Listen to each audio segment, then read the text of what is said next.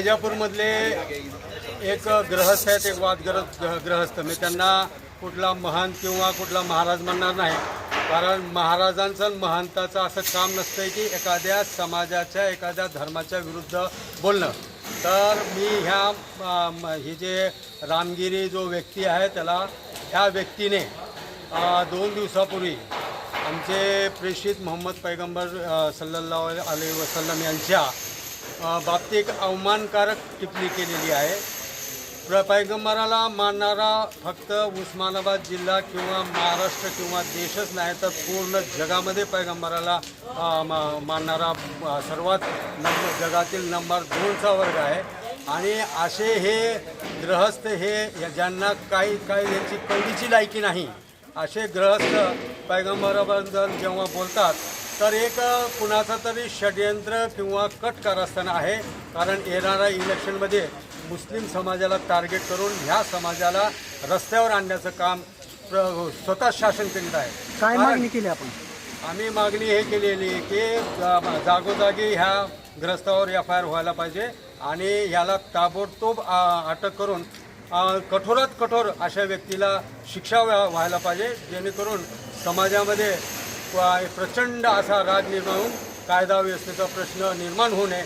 वेळीच सरकारने याची दखल घ्यावी असं आम्ही निवेदनात माननीय राज्यपालांना निवेदन केलेलं आहे. अल्टिमेट असं आहे की आता आम्ही इथं यांना भेटण्यात एक FIR आम्ही शहर पोलीस स्टेशनला किंवा आनंदनगरला दाखल करणार आहोत.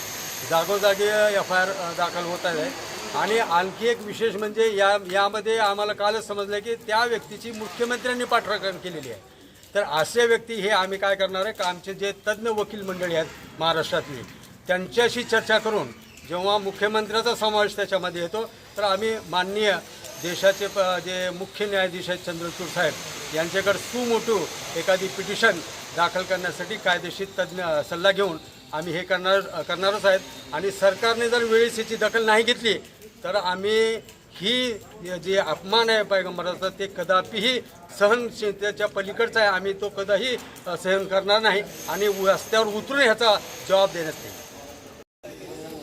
इस्लाम धर्माचे संस्थापक, जगामध्ये बंधुभाव निर्माण करणारे, महिलांना सन्मान देणारे आणि शेजाऱ्यांचा सुद्धा विचार केला पाहिजे अशा प्रकारची शिकवण देणारे हजरत मोहम्मद मुस्तफा सल्लल्लाहु अलैहि वसल्लम यांच्या विरोधामध्ये रामगिरी महाराज यांनी जे वक्तव्य केलेलं आहे ते अत्यंत लांछनास्पद आहे आणि अत्यंत घृणास्पद आहे. आणि स्वतःला ते साधू म्हणून घेतात ह्या सगळ्या याचा ते अपमान करणारा आहे.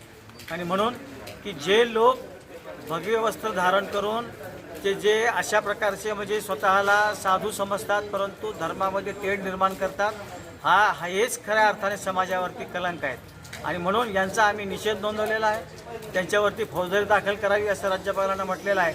त्याचप्रमाणे ज्या मुख्यमंत्र्यांनी त्यांची पाठराखण केलेली आहे त्या मुख्यमंत्र्याच्या वक्तव्याचाही आम्ही निषेध करतो. ज्या महाराष्ट्राची परंपरा स्वर्गीय यशवंतरावजी चव्हाण साहेबपासून ते विलासरावजी देशमुख साहेबापर्यंतची जी आहे की या महाराष्ट्रामध्ये फुले, शाहू आंबेडकर, छत्रपती शिवाजी महाराजाचा महाराष्ट्र आहे, त्या महाराष्ट्राच्या अस्मितेला काळीमा फासणारं वक्तव्य केलेलं आहे. त्यांचाही आम्ही जाहीर निषेध करतो.